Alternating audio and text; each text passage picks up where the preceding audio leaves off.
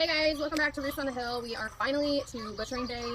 So we're going to walk through this 5-part series. Again, just to remind you, this is our first batch of meat birds, so everything's been an experiment. Each time we'll probably learn more, get feedback, and probably get some more tools. Our current setup is a little bit all over the place, so bear with us, but we went ahead and step one was euthanizing the chickens.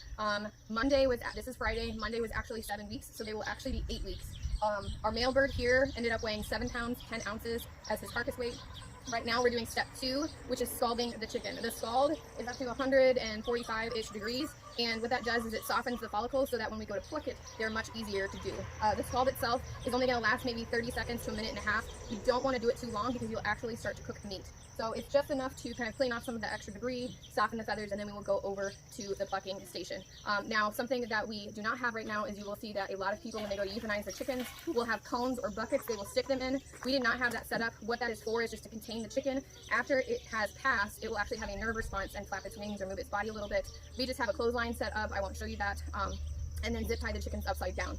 Jason went ahead and took a little blade, and that's how he euthanized the chickens. In that manner, as opposed to just ripping the head off, they kind of just fall asleep, and you allow the blood to drain out of the meat so that you don't have blood in your meat when you go to break down the chicken later. The third step, which is to pluck the chicken, you can hand pluck, use an industrial drum, or Jason, as we explained in another video, made his own. We have butchered several chickens already. It works great, but you have to work with the chicken with the rubber pieces. So he's just going to do most of the chicken, probably finish off with a few of the tail feathers and what we didn't catch.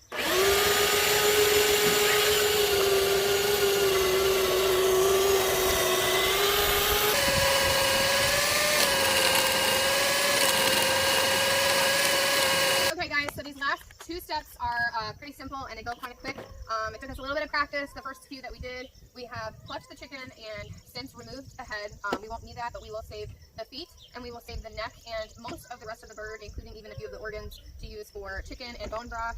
You can even take the organs and you can grind them up for your own dog food if you wish. Only thing we're doing right now is he's going to start taking off the feet. We will put them in a bin. The tools that we use is we have a really sharp blade, a honer in case we need it, a plastic table that will be easy to sanitize when we're finished, a bin or baggies if you need it, and a gut bucket. So right now he's making an incision into the top of the bird to free its crop and part of its throat so that when he goes to remove the organs through the bottom of the bird, they come out with ease. What I'm going to be working on is while he is breaking down this bird and gutting it, I'm going to just be kind of moving this one around and removing any of the feather pieces that did not come out with the plucking machine. The tail feathers you don't have to worry quite as much about because there's a gland back there, a very small gland, and this whole section is going to be taken out when he goes to gut the bird. Right now he's reaching his hand in, he made a small incision just above the butt and pulling the guts out. He will put that in the trap. There's your, that's the top of the trachea that came out the front. So if you loosen that, that's the heart in there. That's the heart in there. Actually, the heart's all out here. Yep. So here's the heart. Remember, that's the heart. Some people save that. Here's your liver. What is that? That's all his intestines. Oh, that's this is. Pretty sure this is the gizzards. Okay, so we've got the heart. Some people like the gizzards and liver. They will fry those up. You can buy them from the store. Let me finish this one here. So basically, you can either rip the intestines out, or you can peel it down. I don't know if I can see it now. I just cut down around, down to the skin, down towards the rear. Oops, on both sides. And it's slimy. The intestine's still stuck to it. You can see it'll come back around. Hold on. And everything's out. There you go. Famous and all the intestines. Didn't catch anything, and then there's an oil gland back here. I'm not be able to cut very well. The heart's so soft. Basically, just cut that off. That's how they clean the feathers and whatnot. So then I got the heart. The bird is completely empty in there. And we'll rinse it out. And the heart. You're good to go. Okay. The next one I want to show him where to go. So then while he rinses that bird out and prepares it for the last step, I just wanted to show you guys, there's a joint, much like your knee joint, that you just kind of pull backwards and you come along with that joint, and that's how you detach. Mommy, Mom, can you give me that bone? Mommy, can you give me the foot? So in there, that's what your typical whole bird looks like in the store, lesser the gutting process. Move on to the last step. So they made a small incision up by the neck. Take the esophagus, and then you should be able to find the crop.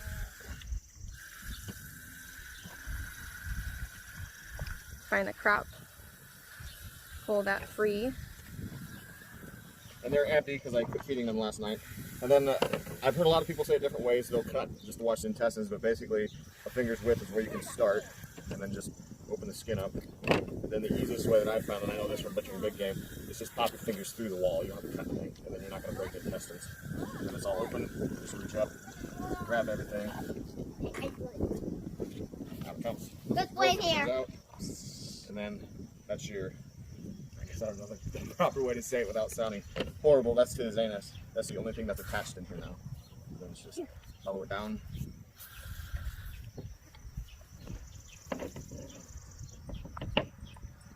And that's why you don't have to get too worried about pulling these tail feathers, because it's going to come out like this anyways. And then cut off. It's a little slippery. You want to make sure you have a really sharp knife. I have a sharp knife, I just don't have a good grip. Cut the scent gland off. Here we go. It's gone. Rinse it off. Do it, but if you want to take the neck off, just slide that out. And then you can basically just grab the neck.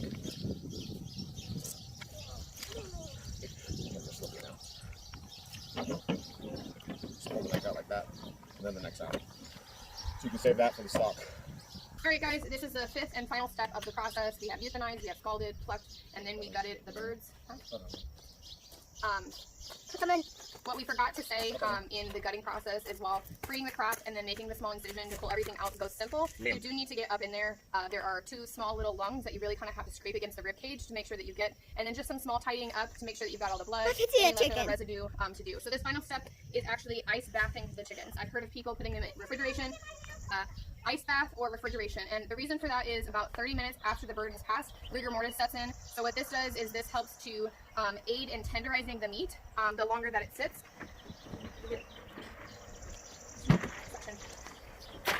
as well as leach out any other blood that might be in the meat, so that when you go to break down the chicken for later consumption that you don't have that.